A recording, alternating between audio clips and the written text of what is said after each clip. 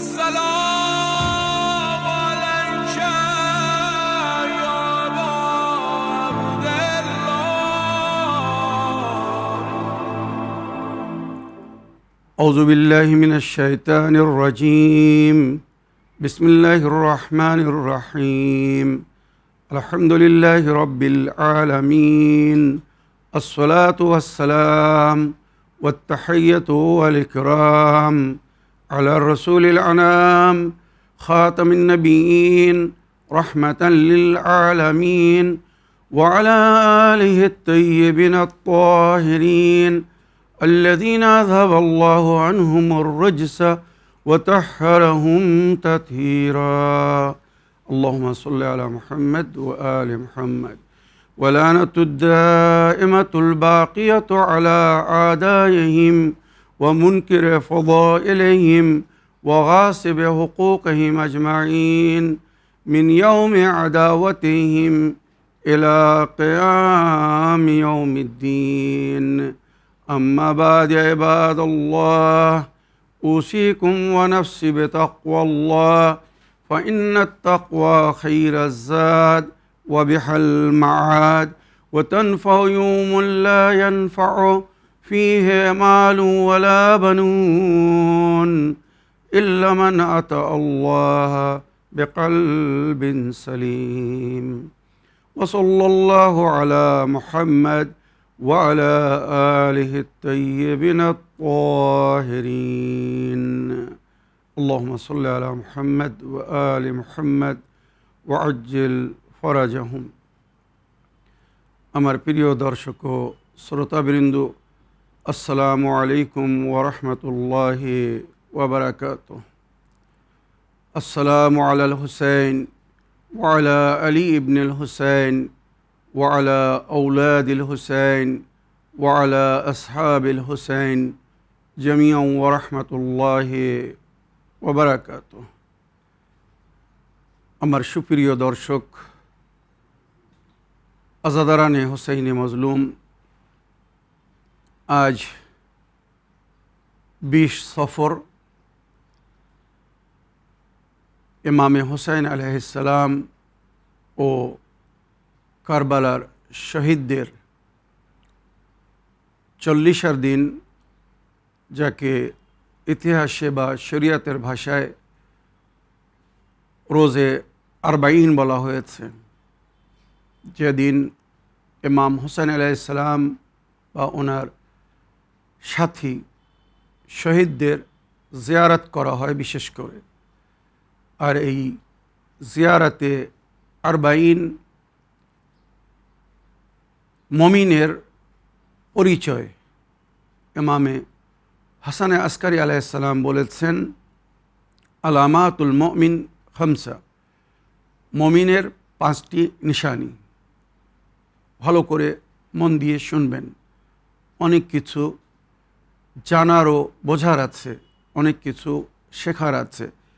ইমামে হাসানে আসকারি আলাইহিস সালাম বলছেন, আলামাতুল মুমিন খামসা, মমিনের 5টি নিশানি। প্রথম, আসসালাতু 51, এক মমিন সারাদিনে 51 রেকাত নামাজ পড়বে বা 51 রেকাত নামাজ পড়ে। মনে রাখবেন, এই 51 রেকাত নামাজ কিভাবে কখন পড়তে হবে আমি তার একটি সারাংশ বলছি। 51 রেকাত কিভাবে আমি বুঝিয়ে দিচ্ছি, ভালো করে মন দিয়ে শুনবেন। 51 রেকাতের মধ্যে 17 রেকাত ফরজ, ওয়াজিব যাকে বলা হয়েছে। সকালের 2 রেকাত, জোহরের 4 রেকাত, আসরের 4 রেকাত, মাগরিবের 3 রেকাত, এশার 4 রেকাত, এই টোটাল 17 রেকাত নামাজ ফরজ, যেটা অনিবার্য, পড়তেই হবে। আর 34 রেকাত জাস্ট ডবল, 34 রেকাত নফল নামাজ। এর মধ্যে সকালের 2 রেকাত, জোহরের আগে জোহরের 8 রেকাত, ওইরূপ আসরের নামাজের আগে, ফরজের আগে আসরের 8 রেকাত নফল নামাজ। তারপরে মাগরিবের পরে মাগরিবের 4 রেকাত নফল নামাজ, আর এশা নামাজের পরে 1 রেকাত ভেতর নামাজ বা এশার 1 রেখাত নফল নামাজ। যদি কেউ দাঁড়িয়ে পড়ে তো 1 রেখাত পড়বে, আর বসে পড়লে ওটা 2 রেখাত পড়তে হবে, যেটা শরিয়াতে 1 রেখাত গণ্য হবে, মনে রাখবেন। তো নবী ও সাহাবারা অধিকাংশ এই নামাজটা বসে পড়তেন, তাই আমরা বসে 2 রেখাত পড়ি, কিন্তু বাস্তবে এটা 1 রেখাত গণ্য হবে। তো সকালের 2 রেখাত, জোহরের 8 রেখাত, 10 রেখাত, আসরের 8 রেখাত, 18 রেখাত, আর মগরবের 4 রেখাত, 22 রেখাত, আর এশা নামাজের 1 রেখাত নফল নামাজ, 23 রেখাত হলো। এবারে 8 রেখাত সালাতুল লাইল, 2 রেখাত করে 8 রেখাত পড়তে হবে। তো 23 আর 8 31 রেখাত। 2 রেখাত সালাতুল শাফা ওয়া শাফে ওয়াল ওয়াতর, সূরা ফজরের মধ্যে যার জিকির হয়েছে। 2 রেখাত নামাজে শাফা, 31 আর 2 32 33, আর 1 রেখাত নামাজে ওয়াতর, মনে রাখবেন 1 রেখাত নামাজে ওয়াতর। এই হচ্ছে 34 রেখাত নামাজ। এই সালাতুল লাইল 8 রেখাত, 2 রেখাত নামাজে শেফা, আর 1 রেখাতে নামাজে ওয়াতর, এই টোটাল 11 রেখাত মিলে এটাকে তাহাজ্জুদ নামাজ বলা হয়, যার জিকির সূরা বনী ইসরাঈলের মধ্যে হয়েছে। ও তাহাজ্জাদ বিহি নাফিলাতান, রাতে এই নামাজ পড়তে বলা হয়েছে। তো নফল নামাজ 34 রেখাত, ফরজ নামাজ 17 রেখাত, টোটাল 51 রেখাত নামাজ এইভাবে এক মমিন বা মমিনাকে সারাদিনে পড়তে বলা হয়েছে। এছাড়া যদি ভিন্ন কেউ কিছু বলে তার মানে সে ভুল বলছে, সঠিক বলছে না। হ্যাঁ, নফল নামাজ আরও অনেক আছে, দৈনিক নফল নামাজ আছে, সাপ্তাহিক নফল নামাজ আছে, মাসিক নফল নামাজ আছে, বছরের বিশেষ দিনে বিশেষ বিশেষ রাতে নফল নামাজ আছে, সেগুলো ভিন্ন। কিন্তু প্রতিদিন যে 51 রেখাত নামাজ পড়তে হবে, যেটা একটি মমিনের পরিচয়, এটা যেটা আমি বললাম। তো আসসালাতু ইহদা ওয়া খামসিন। তারপরে ইমামে হাসান আসকারী আলাইহিস সালাম বলছেন, তাহাত্তুম বিল ইয়ামিন, ডান হাতে আংটি পরা, এটা নবী করিম সাল্লাল্লাহু আলাইহি ওয়াসাল্লামের সুন্নত। নবী করিম সাল্লাল্লাহু আলাইহি ওয়াসাল্লাম সবসময় নিজের ডান হাতে আকিক পাথরের আংটি পরতেন, যে পাথর ওনার নবুয়তের সাক্ষী দিয়েছিল, মনে রাখবেন। আকিক পাথর পরা সুন্নত। কিছু জ্ঞানহীন মারফাতহীন মুসলমানেরা বলে আংটি পরা যাবে না, এটা শিরক। তো আয়াজবিল্লাহ সুম আয়াজবিল্লাহ, নবী কি জানতেন না কি শিরক আর কি শিরক না? নবী কেন আংটি পরে থাকতেন সব সময়? আজও যে আংটি রাখা আছে নবী করিম সাল্লাল্লাহু আলাইহি ওয়াসাল্লামের আংটি, তো এটা সুন্নত, নবীর সুন্নত, শিরক না, মনে রাখবেন। তাখাত্তুম বিল ইয়ামিন, ডান হাতে আংটি পরা, এটা মুমিনের নিশানি। তাফির বিল জাবিন, তাফির বিল জাবিন মানে মাটির ওপরে কপাল রেখে সেজদা করা। নবী করিম সাল্লাল্লাহু আলাইহি ওয়াসাল্লাম সারা জীবন মাটির ওপরে সেজদা করেছিলেন, আর বহু রওয়ায়াতের মধ্যে তার উল্লেখ হয়েছে। আমার মুসলমান ভাইদের বিভিন্ন বই থেকে আমি বহুবার সেটা প্রমাণ করেছি। তাই আমরা মাটির উপরে সেজদা করি, যেটাকে দেখে হয়তো অন্যরা আমাদেরকে ভুল বোঝে বা বিদ্রূপ কথা বলে, কিন্তু তারা বাস্তব জানে না যে নবী করিম সাল্লাল্লাহু আলাইহি ওয়াসাল্লাম যখন সফরে যেতেন তো নিজের সঙ্গে একটা সেজদা তৈরি করে, যার উপরে উনি সেজদা করতেন, মাটির সেজদা তৈরি করে নিয়ে যেতেন। তাই আমরা মাটির উপরে সেজদা করি। হ্যাঁ, এখানে প্রশ্ন হতে পারে, আপনারা কারবালার মাটির উপরে সেজদা কেন করো? তো এর কারণ হচ্ছে, কারবালার মাটি জান্নাতের একটি টুকরো, একটি অংশ, যেটা হাদিসের মধ্যে উল্লেখ হয়েছে, ইন্না আরদা কারবালা বুকআতুম মিনাল জান্নাহ, কারবালার জমিন জান্নাতের একটি টুকরো। আমরা সবাই জান্নাতে যেতে চাই, তাই ওই জান্নাতের মাটির উপরে আমরা সেজদা করছি, মনে রাখবেন। তো তাফির বিল জাবিন, মাটির উপরে সেজদা করা মুমিনের পরিচয়। ওয়াল জাহরু বিসমিল্লাহির রহমানির রহিম, উচ্চস্বরে বিসমিল্লাহির রহমানির রহিম পড়া, এটা মুমিনের পরিচয়। যারা মুমিন না, যারা মুনাফিক বা যারা আহলে বাইতকে ভালোবাসে না, বিশেষ করে মাওলা আলীকে, তারা বিসমিল্লাহির রহমানির রহিম পড়ে না, বা যদিও পড়ে তো মনে মনে পড়ে, উচ্চস্বরে পড়ে না। যেখানে বলা হয়েছে বিসমিল্লাহ উচ্চস্বরে পড়া, বিশেষ করে নামাজে, এটা সুন্নত, মনে রাখবেন, মুমিনের পরিচয়। নামাজ জাহরি হোক আর একফাতি হোক, নামাজে সূরা হয়তো আস্তে পড়তে বলা হয়েছে, কিন্তু বিসমিল্লাহির রহমানির রহিম জোরে পড়তে বলা হয়েছে, যাতে মামুমিনরা বা অন্যরা বুঝতে পারে যে এবার নতুন সূরা শুরু করা হচ্ছে। সূরা আলহাম, তারপরে অন্য আরেকটি সূরা, মনে রাখবেন। কিন্তু মাওলা আলী আলাইহিস সালাম যখন বলেছিলেন মেম্বার থেকে পুরো কোরআন বা কোরআনের সারাংশ সূরা আলহাম, যা কিছু সূরা আলহামদের মধ্যে আছে সেটা বিসমিল্লাহর মধ্যে, আর যা কিছু বিসমিল্লাহর মধ্যে সেটা বিসমিল্লাহর বের মধ্যে, প্রথম অক্ষরের মধ্যে, আর যা কিছু বের মধ্যে আছে সেটা বিসমিল্লাহর বের নিচে যে নোক্তা তার মধ্যে, মানে পুরো কোরআনকে যদি সংকলন করা হয়, জমা করা হয় এক পয়েন্টে, এক ডটের মধ্যে, তো সেটা বিসমিল্লাহর বের নোক্তা হবে। ওয়া আনা আলী নোক্তা তো তাহতাল বা, আর আমি আলী এই বের নিচের নোক্তা, যার মধ্যে আল্লাহ রাব্বুল আলামিন সমস্ত কোরআনের কিতাবের জ্ঞান রেখেছেন। আর এটাও মাওলা আলী নিজের তরফ থেকে বলেননি, আল্লাহ ওনার সম্পর্কে ঘোষণা করেছেন সূরা ইয়াসিন।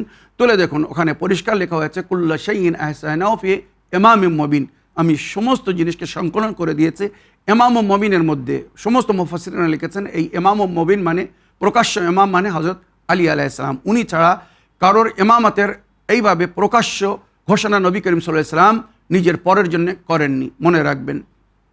তো এই হচ্ছে মুমিনের পরিচয়। আর শেষ পরিচয় হচ্ছে জিয়ারত আরবাইন, 40 দিন ইমামে হুসাইন আলাইহিস সালাম বা কারবালার শহীদদের জিয়ারত করা। এই জিয়ারতকে কেন এত গুরুত্ব দেওয়া হয়েছে? রওয়ায়াতের মধ্যে উল্লেখ হয়েছে ইমামে জাফর সাদিক আলাইহিস সালাম নিজের নবী করিম সাল্লাল্লাহু আলাইহি সাল্লামের থেকে বর্ণিত রওয়ায়াত নকল করেছেন যে যদি কেউ আরশে ইলাহিতে আল্লাহর দর্শন করতে চায়, জিয়ারত করতে চায়, তো সে কারবালার জিয়ারত করুক, ইমাম হুসাইন আলাইহিস সালামের জিয়ারত করুক। এই জিয়ারতের অনেক ফজিলত বর্ণনা হয়েছে রওয়ায়াতের মধ্যে, যেটার সার অংশ আমি আপনাদেরকে শোনাচ্ছি, যেটা ইতিহাসে লেখা হয়েছে। ইমাম হুসাইন আলাইহিস সালামের জিয়ারত মুমিনের পরিচয়। আর ইমাম হুসাইন আলাইহিস সালামের জিয়ারত যদি কেউ করে তো সে 1000 হজ এবং 1000 উমরার সওয়াব পাবে। 1000 হজ করলে আর 1000 উমরা করলে যে সওয়াব, সেই সওয়াব পাবে শুধু একমাত্র একবার যদি সে ইমাম হুসাইন আলাইহিস সালামের জিয়ারত করে। আর এটা যদি সওয়ারির উপরে করে বা পায়ে হেঁটে যায়, তো প্রতি কদম এক পা তুলবে ইমাম হুসাইন আলাইহিস সালামের কবরের দিকে, প্রতি পায়ে পায়ে সে সওয়াব পাবে। তার প্রতি কদমের উপরে আল্লাহ তার একটি গুনাহকে ক্ষমা করে দেবে আর আরেকটি নেকিকে বৃদ্ধি করে দেবে। এবারে যারা নজফ থেকে কারবালা পায়দাল মানে পায়ে হেঁটে জিয়ারত করতে যাচ্ছে 80 কিলোমিটার, 70 থেকে 80 কিলোমিটার রাস্তা, চিন্তা করুন কত পা তুলবে তারা, কত কদম চলবে। প্রতি কদমে তাদেরকে 1000 নেকি দান করা হবে, 1000 গুনাহ মাফ করা হবে, এমনও রওয়ায়াতের মধ্যে উল্লেখ হয়েছে। আর সবচেয়ে অল্প যেটা জিকির হচ্ছে, মানে প্রতি পায়ে প্রতি কদমে সে একটা নেকি পাবে আর তার একটা গুনাহ মাফ হয়ে যাবে। আল্লাহ আমাদের সকলকে তৌফিক দান করুন, আমরা যেন ইরাকে গিয়ে নজফ থেকে কারবালা পায়দাল পায়ে হেঁটে যেন আমরা পদাচারী করে ইমাম হুসাইন আলাইহিস সালামের জিয়ারত করতে পারি।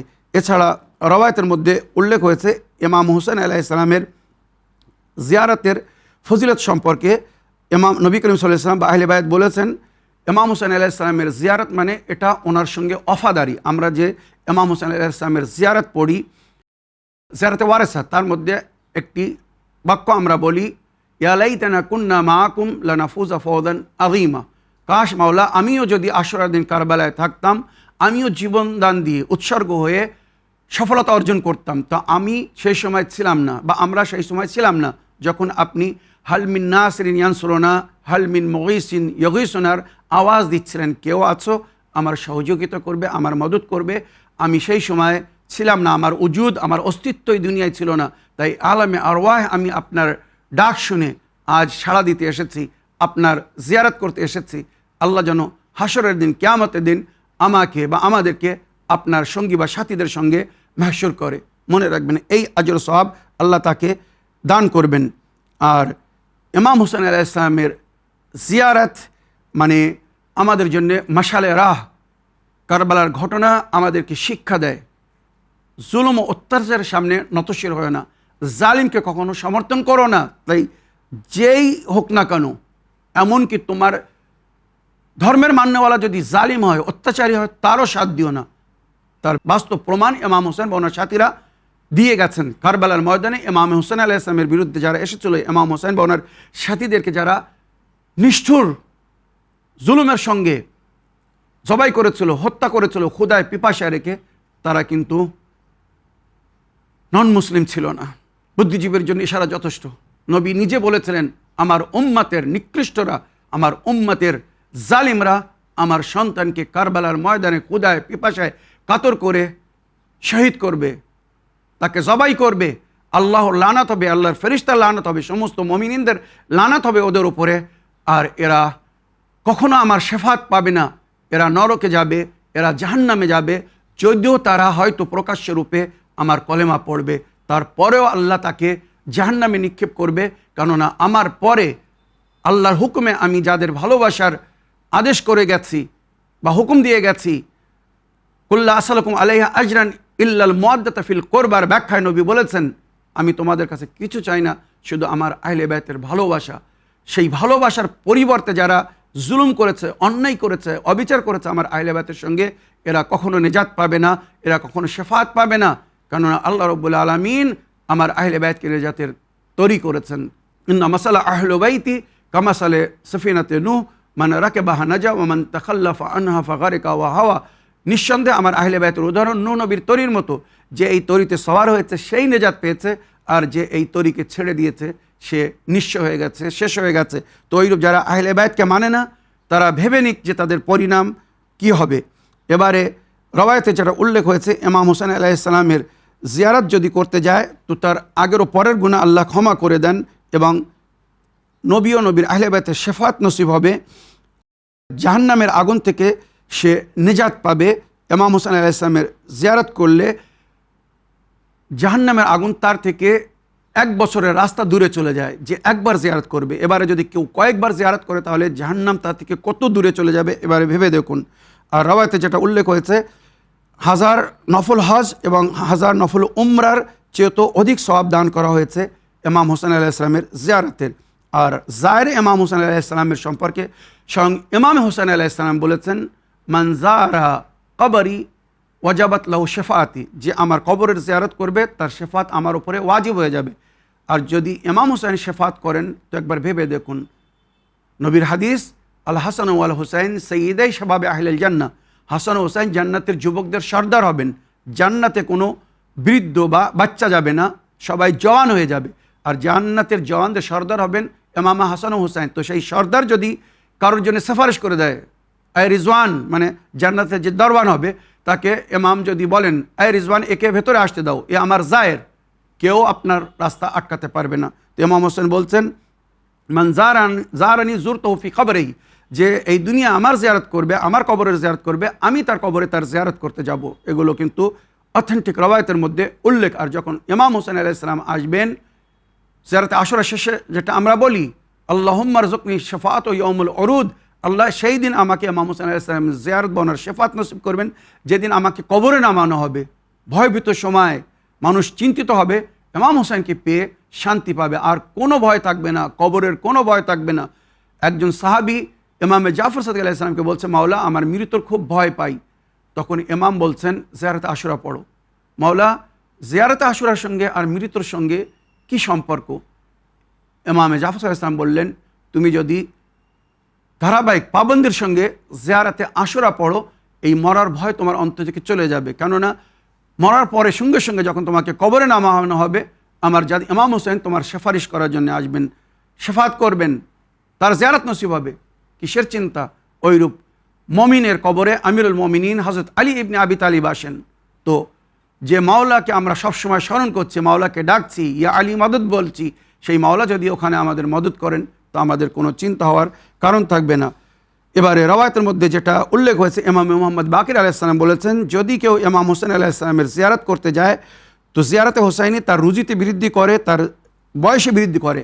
রওয়ায়াতে উল্লেখ হয়েছে, যতদিন ইমাম হোসেন আলাইহিস সালামের জিয়ারতে আপনি কাটাবেন, আপনার জীবনে অতদিন বৃদ্ধি করে দেওয়া হবে, অতদিন বোনাস বা প্লাস করে দেওয়া হবে।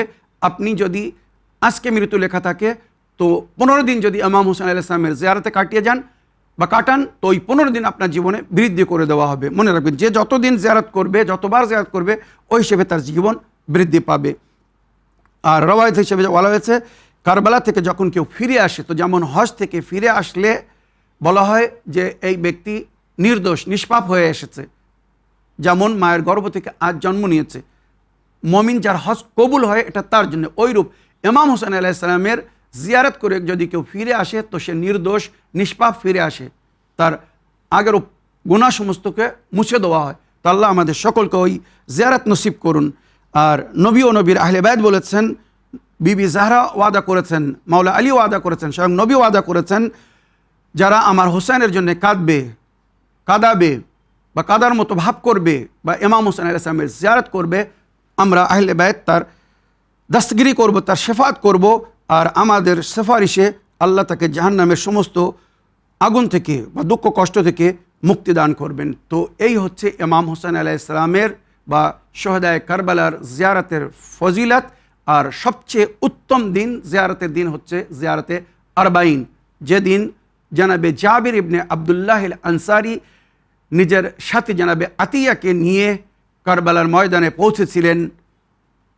আশুরার ঠিক 40 দিন পরে জাবির ইবনে আবদুল্লাহ আল আনসারি, নবী করিম সাল্লাল্লাহু আলাইহি ওয়াসাল্লামের ঘনিষ্ঠ এবং বরিষ্ঠ সাহাবী, নিজের সাথী আতিয়াকে নিয়ে কারবালার ময়দানে পৌঁছেছিলেন আর ওইভাবে জিয়ারত করেছিলেন, যে জিয়ারত আমি এখন পড়ে আপনাদেরকে শোনাবো ইনশাআল্লাহ।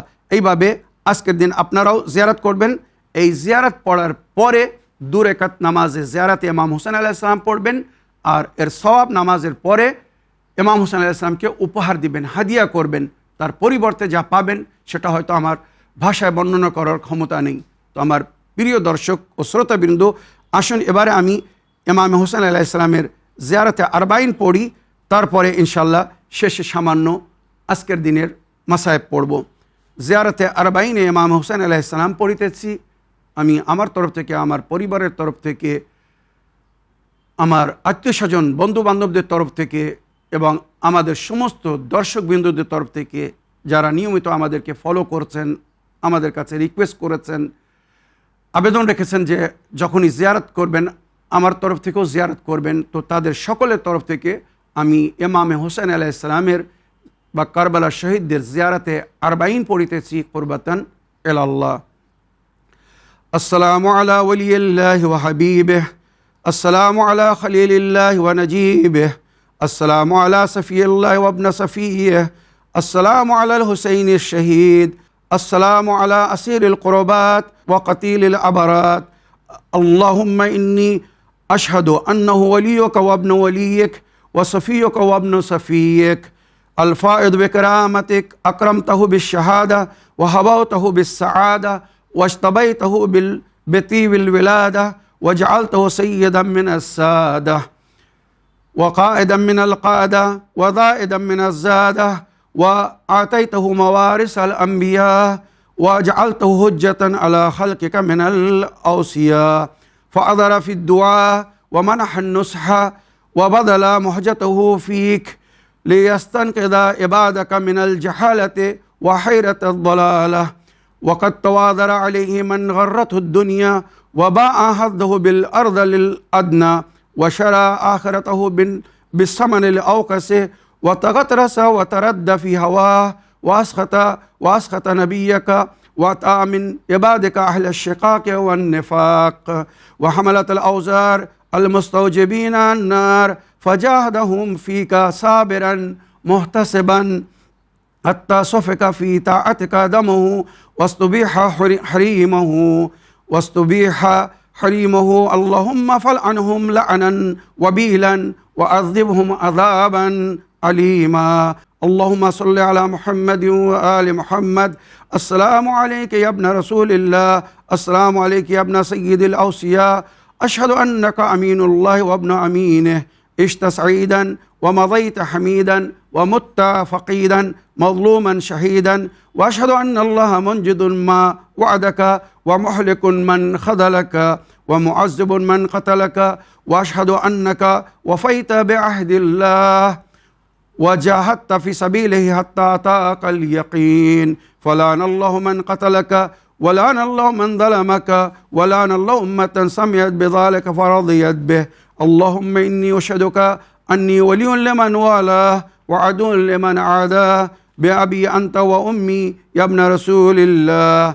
أشهد أنك كنت نورا في الأسلاب الشامخة والأرحام المطهرة، لم تنجسك الجاهلية بأنجاسها ولم تلبسك المدهمات من ثيابها. وأشهد أنك من دعائم الدين وأركان المسلمين ومعقل المؤمنين، وأشهد أنك الإمام البر التقي الرضي الذكي الهادي المهدي، وأشهد أن الأئمة من ولدك كلمة التقوى وأعلام الهدى والعروة الوثقى والحجة على أهل الدنيا، وأشهد أني بكم مؤمن وبإيابكم موقن بشرائع ديني وخواتيم عملي، وقلبي لقلبكم سلمون وأمري لأمركم متبعون، ونصرة لكم معدة حتى يأذن الله لكم معكم، فمعكم لا مع عدوكم، صلوات الله عليكم وعلى أرواحكم وعلى أجسادكم وشاهدكم وغائبكم وظاهركم وباطنكم আমিন ইয়া রাব্বাল আলামিন। এরপরে 2 রাকাত নামাজে জিয়ারত ইমাম হোসেন আলাইহিস সালাম পড়বেন। সকালের নামাজের মতো 2 রাকাত নামাজ নিয়ত হবে আমি জিয়ারত ইমাম হোসেন আলাইহিস সালামের 2 রাকাত নামাজ পড়িতেছি কুরবাতান ইলাল্লাহ। আল্লাহু আকবার বলে 2 রাকাত নামাজ পড়বেন। নামাজের শেষে বলবেন আল্লাহুম্মা ওয়াবআস সওয়াবাহা ইলা কবরে আবি আব্দুল্লাহিল হুসাইন, বা নিজের ভাষায় বলবেন আল্লাহ এই নামাজের সওয়াব ইমাম হোসেন আলাইহিস সালামের কবরে পৌঁছে দিন। ওনার রূহকে আমি হাদিয়া করলাম, আপনি এর সওয়াব ওনার রূহকে দান করুন ইনশাআল্লাহ। এরপরে যা দোয়া করবেন আল্লাহ রাব্বুল আলামিন কবুল করবেন। আল্লাহ আমাদেরকে তৌফিক দান করুন, আমরা যেন ইমাম হোসেন আলাইহিস সালামের কবরে গিয়ে আজ 40-এর দিন, 40-এর দিন কারবালায় ওনার রওজায় গিয়ে যেন নিকট থেকে ওনার জিয়ারত করতে পারি। আমিন ইয়া রাব্বাল আলামিন। যেমন আমি বললাম, আমার প্রিয় দর্শক ও শ্রোতাবৃন্দ, আজাদারান হুসাইন মজলুম, আজকের দিন জনাবে জাবির ইবনে আবদুল্লাহ আল আনসারি উনি মদিনা থেকে নিজের সাথী আতিয়াকে নিয়ে কারবালায় পৌঁছেছিলেন। আর সফওয়ান বিন জামাল ইমামে জাফর সাদিক আলাইহিস সালামের থেকে রওয়ায়াত করছেন, ইমামে জাফর সাদিক আলাইহিস সালামকে যখন উনি জিজ্ঞাসা করেন, মাওলা আপনার জাদের জিয়ারত আমরা কি করে করব? এটা পরের ঘটনা। ইমাম জাফর সাদিক আলাইহিস সালাম বললেন, যদি কখনো 40-এর দিনে, 40-এর দিনে কারবালায় যেতে পারো তো কারবালায় কবরে ইমাম হোসেন আলাইহিস সালামের হাজির দেওয়ার আগে ফোরাত নদীর থেকে গোসল করে পরিষ্কার পাক পবিত্র পোশাক পরিধান করে, যদি সম্ভব হয় তো সামান্য আতর ব্যবহার করবে, সুগন্ধিত হয়ে সুন্দরভাবে যেভাবে আল্লাহর দরবারে, আল্লাহর ওলি আউলিয়াদের দরবারে যেতে হয় ওইভাবে পবিত্র অবস্থায় কবরের কাছে গিয়ে এই জিয়ারত পড়বে, যে জিয়ারতকে আমি পড়লাম। তো জনাবে জাবির ইবনে আবদুল্লাহ আল আনসারি উনি ওনার সাথীকে নিয়ে কারবালায় গিয়ে আগে ফোরাত নদীতে গোসল করেছিলেন, তারপরে ওখান থেকে পবিত্র পোশাক পরিধান করে ইমাম হোসেন আলাইহিস সালামের কবরে এসেছেন জিয়ারত করবেন বলে। তো ইমাম হোসেন আলাইহিস সালামকে উনি এইভাবে স্মরণ করছেন, আসসালামু আলাইকা ইয়া আবা আবদুল্লাহ, আসসালামু আলাইকা ইয়া ইবনা রাসূলিল্লাহ। কবর থেকে ওনার সালামের উত্তর দেওয়া হয়েছে। একটু পরে ওই কবর থেকে আওয়াজ আসছে, এই চাচা যান, যদি আপনি কিছু মনে না করেন এখান থেকে একটু দূরে চলে যান। তখন জাবির ইবনে আবদুল্লাহ আল আনসারি বলছেন, আয়াকা মাওলা, কি কোনো ত্রুটি হয়েছে?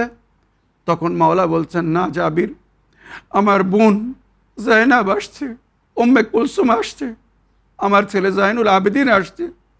আমার বোন কবরে এসে হয়তো দিশাহারা হয়ে যাবে, সে এমন অবস্থায় হয়তো আমার কবরে এসে পড়বে যেটা হয়তো আমি চাই না যে আপনি বা অন্য কেউ দেখুক। আর বাস্তব ছিলই এটা। এদিকে জনাবে জাবির ইবনে আবদুল্লাহ আল আনসারি জিয়ারত করছিলেন, এমন সময় কারবালার লুটা হওয়া কাফেলা, আসিরানে কারবালা, আহলে বাইতের ঘরের বিবিরা, ইমাম হোসেন আলাইহিস সালামের বোন বা অন্য বিবিরা কারবালায় এসে পৌঁছেছিলেন। শাম থেকে রেহাই পেয়ে তারা 40-এর দিন কারবালায় পৌঁছেছিলেন। যখন ইমাম হোসেন আলাইহিস সালামের কবরের কিছু নিকটে আসলেন, বিবি জাইনাব সালামুল্লাহ আলাইহা নিজেকে উটের ওপর থেকে ফেলে দিয়ে হামাগুড়ি দিয়ে কবরের কাছে আসছেন আর এসে ফরিয়াদ করছেন, এই ভাইয়া, এই ভাইয়া, যদি আশেপাশে না মেহরাম না থাকতো, যদি আশেপাশে দেখার লোক না থাকতো তা আমি আমার বাহু খুলে আপনাকে দেখাতাম। ভাইজান, আপনার পরে আমাদের উপরে কত জুলুম হয়েছে, কত অত্যাচার হয়েছে। আমার বাজুতে দড়ি বাঁধা হয়েছিল, নীল দাগ দেখুন আমার পিঠের ওপরে বাজুর ওপরে চাবুক মারা হয়েছে। ভাইজান, আপনি যে আমানত আমার হওয়ালে করেছিলেন, আপনার আমানত শামের কয়েদখানায় রয়ে গেছে, সকিনা আমাদেরকে ছেড়ে চলে গেছেন। এইভাবে ফরিয়াদ করছেন। এমন সময় ইমামে জাইনুল আবদিন আসতেন। নিকটে আসার পরে নিজের ফুপু আম্মাকে ধরে তুললেন, বললেন, ফুপু আম্মা ধৈর্য ধরুন, ইন্না লিল্লাহি ওয়া ইন্না ইলাইহি রাজিউন, আমরা সবাই আল্লাহর তরফ থেকে এসেছি, তার দরবারেই ফিরে যেতে হবে। বালা ও মুসিবতের মাধ্যমে আল্লাহ নিজের বান্দাদের পরীক্ষা নেন। আলহামদুলিল্লাহ আমরা সেই পরীক্ষায় সফলতা অর্জন করেছি, সমস্ত প্রকারের পরীক্ষা দিয়েছি। ফুপু আম্মা ধৈর্য ধরুন। এরপরে রওয়ায়াত লিখছে ইমামে জাইনুল আবদিন আলাইহিস সালাম নিজের বাবাকে সালাম করার পরে কবরের মাথার দিকে সামান্য কবরকে নবশ করলেন। নবশ করার পরে পিতার বাবার কাটা মাথা, যেটা উনি দামিশ থেকে ফিরিয়ে নিয়ে এসেছিলেন, ওই মাথাকে কবরে রেখে দিলেন, বাবার শরীরের সঙ্গে গলার সঙ্গে জুড়িয়ে দিলেন। তারপরে কবরকে আবার পুনরায় বন্ধ করে দিলেন। বন্ধ করে দেওয়ার পরে কবরের উপরে ইমামে জাইনুল আবদিন আলাইহিস সালাম নিজে হাতে লিখছেন বা লিখেছিলেন, হাদা কবর আবু আবদুল্লাহিল হোসেন আল্লাযী কুতিলা আতশানান। এই সেই আবু আবদুল্লাহিল হোসেনের কবর, যাকে ক্ষুধায় পিপাসায় কাতর করে শহীদ করা হয়েছে। তাই ওই পবিত্র বাক্যকে নজরে রেখে পরের ইমামরা বলেছেন, যদি কেউ কারবালায় যায় আর ইমাম হোসেন আলাইহিস সালামের জিয়ারত করে, তো আমরা সকলেই তার শেফাআত করব। ইমাম হোসেন আলাইহিস সালামের জিয়ারত মানে আর সেলাইতে আল্লাহর জিয়ারত করা হবে, আল্লাহ তার গুনাহকে ক্ষমা করে দিবে। ইমামে জাইনুল আবদিন আলাইহিস সালাম নিজের পিতাকে সম্বোধন করে বলছিলেন, বাবা জান, আপনার পরে আমি অনেক দুঃখ কষ্ট সয়েছি। আপনার বিমার সন্তানকে, আপনার বিমার ছেলেকে কেউ দয়া করেনি, কেউ তার উপরে মায়া করেনি, বরং তার উপরে জুলুম করেছে, কেউ সহানুভূতি জানায়নি। বাবা জান, জানি না আগের জীবন কতদিন আছে, দোয়া দিবেন, আল্লাহর কাছে সুপারিশ করবেন, আমি যেন আপনার মিশনকে আগে নিয়ে যেতে পারি। যে উদ্দেশ্যে আপনারা জীবন দান দিয়েছেন, আমি সেটা যেন দুনিয়ার কাছে পৌঁছে দিতে পারি। বিবি জাইনাব কুলসুম ওখানে ছিলেন, সবাই একই অঙ্গীকার করলেন। ভাইয়া, বিবি জাইনাব বললেন, ভাইয়া আমাকেও দোয়া দিবেন, আমি যে কষ্ট সহন করে এসেছি কুফা ও শামের বাজারে, সে হয়তো ভাষায় বর্ণনা করা সম্ভব না, তারপরও আমি আমার হিম্মত হারিনি। ভাইজান দোয়া দিবেন, যেখানে যেখানে আমি যাব আপনার মাকসাদ বয়ান করব, আপনার শাহাদাতের উদ্দেশ্য বয়ান করব। আপনি যার জন্য কুরবানি দিয়েছেন, সব কিছু হারিয়েছেন, আমি আল্লাহকে হাজির নাজির করে বলছি, আমি দুনিয়ার কাছে পৌঁছে দিব। বিবি জাইনাবের সেই ওয়াদা ছিল, আজ যে আমরা আজাদারি করছি, বিবি জাইনাব যেভাবে কারবালার ঘটনার পরে যেখানে যেখানে গিয়েছিলেন, নারীদের মাঝখানে বিবি জাইনাব কুলসুম আজাদারি করেছিলেন, আর পুরুষদের মাঝখানে ইমামে জাইনুল আবিদিন ইমামে বাকের আলাইহিস সালাম আজাদারি করেছিলেন। সেই সুন্নতকে আমরা পালন করছি। আর এই যে আমরা আজকের দিনে ইমাম হোসেন আলাইহিস সালামের জিয়ারত করতে যাচ্ছি, আপনারা সোশ্যাল মিডিয়ার মাধ্যমে লাইভ টেলিকাস্ট দেখুন, পুরো বিশ্বে কারুর কবরের ওপরে এত ভিড় হয় না। রওয়ায়াতে উল্লেখ হয়েছে, যেদিন ইমাম হোসেনকে শহীদ করা হয়েছিল, সেই দিন থেকে আজ পর্যন্ত 40,000 ফেরেশতারা সব সময় ইমামে হোসেনের কবরের কাছে বসে ইমাম হোসেনের শাহাদাতকে স্মরণ করে তারা কাঁদছে এবং জিয়ারত করছে, আর জায়রিনদেরকে বাশারাত দিচ্ছে, শুভ সংবাদ দিচ্ছে, জায়ের তুমি বড় খুশনসিব, ইমামে হোসেনের কবরে এসেছো বা ইমামে হোসেন আলাইহিস সালামের জিয়ারত করছো। যদি কেউ কবরে না যেতে পারে, সে যেন দুঃখ না পায়, কারণ ইমাম হোসেন আলাইহিস সালাম বলেছেন, জিয়ারতুকা মাকবুলা মিন হাইসু আনতা, যেখান থেকে তোমরা আমার জিয়ারত করবে আমি কবুল করব। বাস ইয়া শিয়াতি, ইমাম হোসেন শেষ সময় যেটা বলেছিলেন, এটা আমাদেরকে স্মরণে রাখতে হবে। শিয়াতুনা মা ইন শারাবতুম মা আজবিন ফাসকুরুনি কাইফা আস্তাসকি লাতিফলি ফাআবা আন ইয়ারহামুনি। যে আমার শিয়ারা, যদি তখন কখনো তোমরা ঠান্ডা পানি পান করো তা আমাদের পিপাসাকে স্মরণ করো। আমার শিশু আসগারের জন্য আমি কত পানি চেয়েছিলাম, তারা আমার শিশু আসগারকে এক ফোঁটা পানি দিইনি, পানির বদলে তীর মেরে আমাদেরকে শহীদ করে দিয়েছিল, আমার বাচ্চাকে শহীদ করেছিল। আমি কত কষ্টের সঙ্গে এই দুনিয়া থেকে বিদায় নিয়েছি। বিদায় নিচ্ছে ইমাম হোসেন আলাইহিস সালাম বললেন, মুসাফিরকে দেখে তাদের উপরে রহম করো, কোনো মুসাফিরের উপরে যেন জুলুম করো না। মৃত ব্যক্তির যদি খবর পাও তার জানাজায় শরীক হয়েও সম্মানের সঙ্গে দাফন করো, কেননা আমার লাশকে শাহাদাতের পরে ঘোড়ার পা দিয়ে পায়মাল করে দেওয়া হবে। জালিমরা নিজের অপবিত্র লাশকে তো দাফন করবে, আমি নবীর নওয়াসা, নবীর কলেজার টুকরা, আমার লাশকে বেগরো কাফন ফেলে চলে যাবে। তাই ইতিহাসে লেখা হয়েছে কারবালার 3 দিন পরে বা 40-এর দিন শহীদদেরকে কবর দান করা হয়েছিল, কবর দেওয়া হয়েছিল। তারপরে ইমামে হোসেন আলাইহিস সালাম বা শহীদদের আজকের দিনে জিয়ারত হয়েছিল। আল্লাহ রাব্বুল আলামিন আমাদের সকলকে ইমাম হোসেন বা ওনার সাথী শহীদদের জিয়ারত নসিব করুন। আমিন ইয়া রাব্বাল আলামিন। ওয়াসসালামু আলাইকুম ওয়া রাহমাতুল্লাহি ওয়া বারাকাতুহু।